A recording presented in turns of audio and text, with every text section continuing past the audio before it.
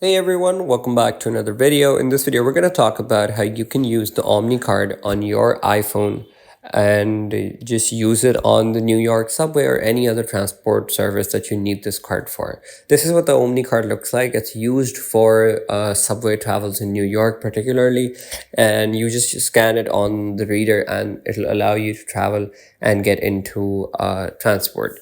And I'm going to teach you how you can set this up on an iPhone in under 2 minutes that too. So first, what you're going to want to do is go to the home screen and click on your wallet icon.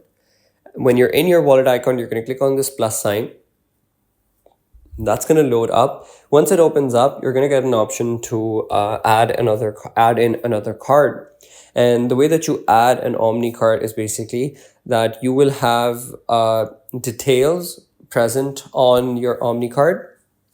And what you're going to want to do is basically add in the details one by one in the blanks that are given on the Apple Wallet application.